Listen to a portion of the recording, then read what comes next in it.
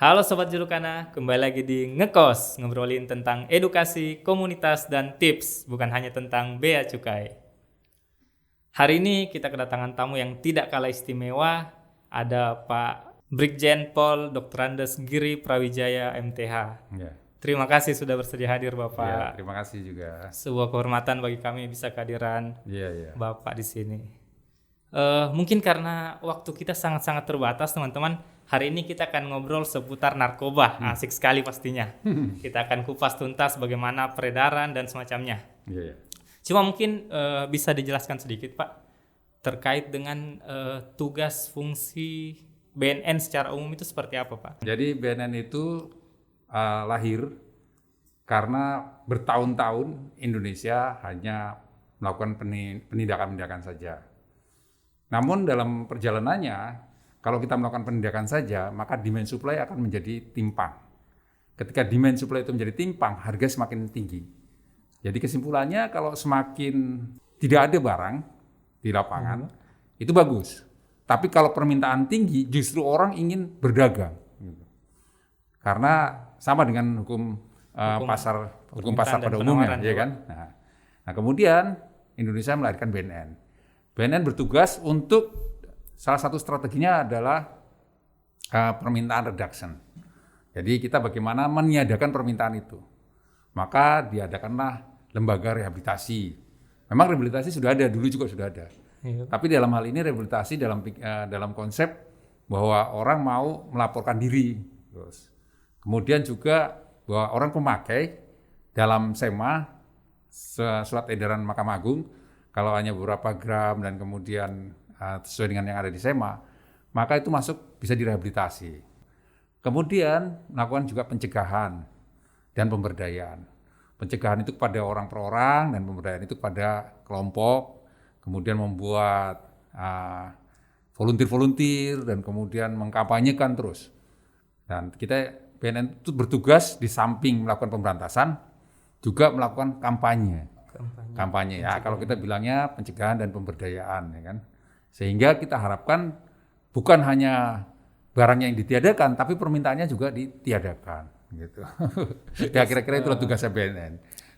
Berarti BNN di sini tidak hadir hanya sebagai dalam tanda kutip pemadam kebakaran saja ya Pak. Betul. Ketika ada kejadian baru datang, tidak ya Pak? Betul, iya. Kalau di Sulawesi Selatan sendiri Pak, ini kan tadi ada upaya untuk meniadakan permintaan ya Pak. Iya. Seberapa besar kira-kira Pak permintaan di Sulawesi Selatan? Jadi di Sulawesi Selatan ini kalau dalam 2019 itu masuk dalam 16 besar di seluruh provinsi. Tetapi kalau menurut pendapat saya, secara pribadi hipotesisnya, tidak ada satu provinsi pun atau tidak ada satu kabupaten pun yang bisa membanggakan diri tidak ada narkoba. Kalau bilang tidak ada narkoba, itu hanya keterbatasan dari kemampuan para aparatnya juga. Jadi artinya sebenarnya semua daerah itu ada, hanya tidak terungkap. Gitu. Nah itu sebabnya Presiden mengatakan bahwa sekarang ini darurat narkoba. Ya, gitu.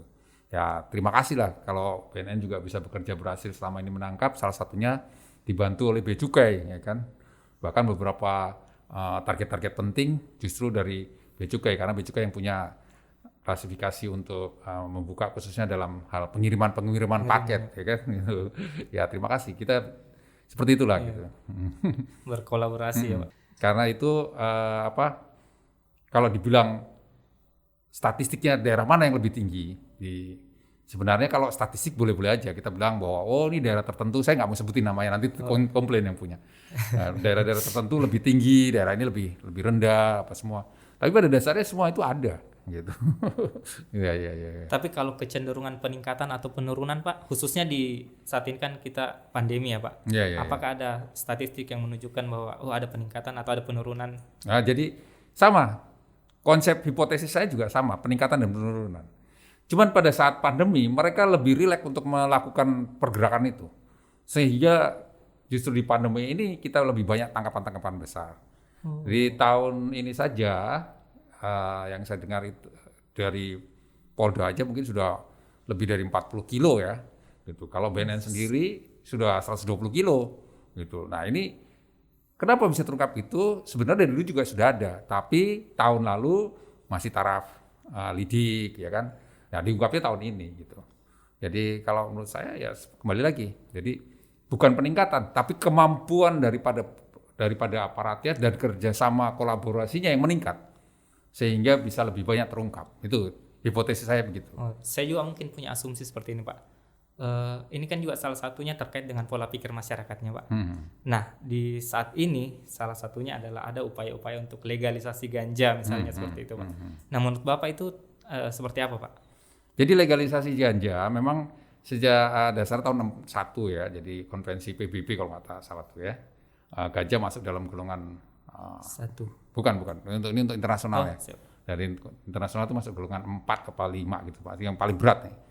Nah sekarang diturunkan sama mereka, tapi itu kemudian waktu pada saat diturunkan itu hasil kesepakatan. Jadi 27 negara berpihak pada setuju untuk dilegalkan, 25 tidak dilegalkan. Nah yang jadi pertanyaan, apakah kebenaran itu bisa di-voting? Kebenaran itu tidak bisa di-voting itu. Jadi kalau memang itu narkotika, meskipun di-voting 30 orang, hanya satu negara pun yang mengatakan bahwa itu narkotika yang membahayakan, ya tetap narkotika. Kalau hitam, terus rame-rame kita bilang itu putih, itu tetap hitam gitu. Hanya mereka menyebutnya menjadi berubah gitu. Nah, kemudian yang kedua, bahwa negeri kita adalah negeri yang berdaulat. Jadi kita tidak perlu untuk mengikuti negara lain. Karena Indonesia itu jumlahnya 297 orang. 297 juta itu kalau nggak salah tahun-tahun lalu ya, 2018, 2019. Nah, 70% diantaranya itu adalah usia produktif. Nah, itu diperkirakan tahun 2030 kita akan menjadi negara yang bonus demografi. Artinya semua masyarakat kita ini yang produktif itu akan menjadi orang-orang yang berproduksi. Jadi kita diharapkan pada tahun 2030 kita tidak bergantung lagi pada hasil-hasil pemberian Tuhan seperti minyak bumi, kelapa sawit dan sebagainya. Tetapi juga imajinasi-imajinasi dari kita yang bisa kita ekspor. Selama ini kan imajinasi masih kurang ya. Tapi kalau ke depan kita harapkan imajinasi itu bisa kita ekspor. Nah ini perlu dipersiapkan dari sekarang. Salah satunya pendidikan, ekonomi yang kuat, dan semuanya. Nah, jangan sampai dihancurkan oleh narkoba. Salah satunya adalah ganja. Siapa bisa jamin? Ya, untuk saat ini biarlah kita belajar saja dari negara yang melegalkan. Kita ingin tahu. Bahkan isunya, saya nggak tahu kebenarannya. Untuk negara Amerika dan beberapa negara, Belanda, dia akan meninjau kembali. Gitu. Siapa bisa kontrol? Ini negara terbuka, negara besar. Kalau lihat petanya, di antara dua berdua gitu. Terus apa yang bisa kontrol kalau itu dilegalkan gitu loh. Kalau untuk negara besar saja sudah mau meninjau kembali, kenapa kita harus upayakan ya Pak? Iya. Kira-kira seperti itu. Nah mungkin kita mau masuk ke terkait dengan peredarannya nih Pak. Sejauh ini modus yang ditemukan di lapangan seperti apa Pak? Yang paling umum terjadi gitu Pak? Oh sekarang kan zamannya COD ya. Jadi kontrol ya ini beberapa dari rekan-rekan ya kami dari hati kami yang paling dalam secara pribadi dan secara kesatuan mengucapkan terima kasih kepada Bea Cukai Sulawesi bagian selatan ya, Sulawesi bagian selatan yang terus bekerja sama dengan kami ya. Salah satunya adalah seperti dari ekspedisi ya. Jadi dengan yang sekarang yang tren lewat ekspedisi gitu. Walaupun kami juga sudah melakukan pergerakan-pergerakan di luar dengan intelijen yang ada di BNN-RI sana, ya intelijen. Tapi juga kan untuk detailnya kapan datang dan kemudian kapan masuknya, terus pengecekan secara konkretnya kan rekan-rekan dari BC yang punya akses untuk sana ya, gitu loh. Apalagi kalau itu datangnya dari luar negeri, gitu. Datangnya dari luar negeri yang punya akses untuk masuk dan kemudian posisi pelaku duduk di mana di pesawat, Bea Cukai yang punya akses ke sana, ya kan. Di samping teman-teman dari imigrasi juga tentunya ya. Nah, karena ya kita mengucapkan terima kasih lah untuk itulah. Jadi trennya sekarang ini lebih banyak COD. Mungkin karena keterbatasan pergerakan juga ya Pak pandemi. Iya, jadi begini. Sekarang ini lawan musuh itu mengambil memilih musuh gitu. Jadi dulu dia masukkan besar-besar, tapi berapa kali Polda tangkap 40 kilo. Terus BNN untuk tahun ini 98 kilo. Nah, dia kalau rugi betul habis gitu. Nah, dia pilih buat yang kecil-kecil. 400, ya besar juga sih sebetulnya. tapi menurut mereka kecil gitu. 40 gram, 50 gram, 400 gram dengan harapan tidak ditangkap sama Polda dan BNN. Dia harapkan cuman ditangkap sama misalnya Polsek gitu. Nah, tapi ternyata sekarang saya sudah informasikan juga ke Pak Kapolda dan kita sama-sama sekarang besar kecil kita hajar semua. Karena jangan sampai mereka milih. Tapi sering gitu. Hampir setiap minggu mereka masuk tuh 50 gram. Ya syukurlah. Baru coba 2-3 kali udah kita hajar duluan. Dia juga menerapkan manajemen risiko berarti. Nah, betul sekali. Kalau ini Pak, kalau mungkin yang paling unik atau paling out of the box itu yang kayak gimana Pak? Yang terjadi yang pas penindakan gitu. Ya banyak ya, seperti misalnya lewat COD, mereka lewat ekspedisi yang resmi. Udah pasti ketahuan kok, nggak mungkin nggak ketahuan. Apalagi ada bea cukai yang penjaga gawang di situ kan, gitu ya. Kalau kita penyerang ya kan, tapi tetap dilakukan gitu loh. Dan itu bukan satu kali, kita di sini tangkap kalau nggak salah sudah untuk tahun ini hampir 4-5 kali gitu, ya kan. Ya unik aja gitu loh, kenapa udah tahu ketangkep, terus gitu dia coba-coba lagi. Ya kasihan juga sih, yang apa, ya maksudnya bukan kasihan dalam artian ini. Kalau sampai jatuh ke tangannya orang yang nggak bersalah kan, kasihan juga gitu loh. Jadi ya saya saran untuk orang-orang sekarang lebih hati-hati aja lah gitu. Terutama untuk ekspedisi yang masih belum terkenal. Gitu. Ini saya mau coba tanyakan soal, kan di BNN itu ada ini juga ya Pak, rehabilitasi ya Pak? Iya betul. Nah mungkin ada enggak Pak informasi terkait dengan pola-pola umum yang ditemukan, kenapa sih masyarakat itu mengkonsumsi narkoba? Oh banyak faktor ya, salah satunya adalah rehabilitasi memang ada di BNN. Gitu. Terus kenapa orang memakai narkoba? Itu karena propaganda. Jadi propaganda itu kalau dalam kamus bahasa Indonesia adalah sesuatu yang disebarkan untuk informasi. Tapi kalau kita belajar dari bukunya zaman dulu, zamannya tahun 65 ke bawah, itu digunakan oleh komunis untuk mempropagandakan seolah-olah sesuatu itu benar gitu. Dia memaksakan berita itu benar. Gak tahu mau salah mau benar, yang penting ini benar loh. Dan itu disampaikan terus-menerus secara masif. Nah, ketika itu disampaikan kepada orang lain dengan propaganda dan kita tidak melakukan kampanye counter narasinya, maka berbahaya buat kita. Jangan sampai orang pakai narkoba sembarangan gitu.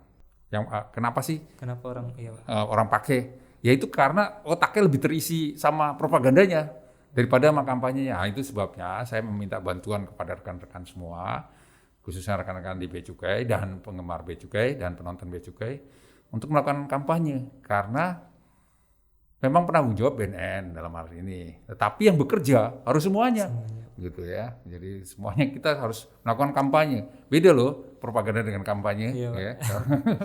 Kampanye itu sesuatu yang jelas nyata. Terus disampaikan apa yang sudah dikerjakan, apa yang baik. Propaganda dijejalkan gitu. Beda. Berarti hadirnya podcast ini salah satunya adalah untuk mengkampanyekan ini ya Pak? Iya. War on drugs gitu dan ya, juga Pak. jangan lupa bahwa ada Inpres 02 tahun 2020. Itu semua Inpres itu diterbitkan oleh Bapak Presiden, kemudian melalui Menko Polhukam untuk semua lembaga, instansi pemerintah dan daerah untuk sama-sama pertama melakukan sosialisasi. Dan ini adalah bentuk daripada Bea Cukai melakukan sosialisasi dan pelaksanaan Inpres 02 itu. Gitu. Kedua, melakukan deteksi dini tes urin. Gitu. Ada banyak di situ, tapi itu salah satunya. Dan saya terima kasih karena itu diabsensi oleh Jakarta dalam hal ini oleh Presiden setiap 6 bulan sekali, Juli dan Desember. Jadi ini juga sekalian nanti tolong dilaporkan juga ke Jakarta, terus tembuskan ke kami untuk nanti dimasukkan dalam Inpres 02 juga itu laporannya bahwa Bea Cukai sudah melaksanakan. Tapi intinya bukan itu, intinya adalah apapun bidang saudara, apapun bidang talenta saudara, ayo sama-sama. Jangan sampai tunggu dulu ada keluarga besar yang kena narkoba, baru care sama narkoba. Gitu. Karena ya narkoba itu bukan musuhnya BNN, tapi musuh semuanya gitu. Hanya BNN sebagai organisernya untuk melawan mereka. Gitu. waktu kita sangat-sangat terbatas, Pak. Baik, Saya masih masih mau ngobrol banyak. Baik. Cuma karena sangat-sangat terbatas. Baik. Terakhir mungkin Pak, ada pesan ada pesan yang ingin disampaikan kepada penonton kita terkait dengan permasalahan yang sangat-sangat meresahkan ini, Pak, terkait narkoba. Apapun bidang saudara, apapun talenta kita semua, tetaplah berbuat baik untuk mampu melaksanakan kampanye anti narkoba. Karena dengan berbuat baik, meskipun rezeki belum mendekati saudara, tetapi percayalah bencana dan malapetaka sudah jauh dari kita. Yang penting adalah itu, dan saya percaya ketika kita nawastunya sungguh-sungguh bekerja untuk Tuhan, maka Yang Maha Kuasa pun akan melindungi kita dan menolong kita. Saya kira itu, jauhi narkoba, disebut pun jangan, apalagi dilakukan. Terima kasih. Disebut pun jangan, apalagi dilakukan. Catat ya teman-teman. Terima kasih. Baik, itu tadi pembahasan singkat kita terkait dengan narkoba dengan Pak Brigjen Pol Dr. Andes Giri Prawijaya MTH. Yeah. Terima kasih buat teman-teman yang nonton. Sampai jumpa di episode selanjutnya dan see you. Bye-bye.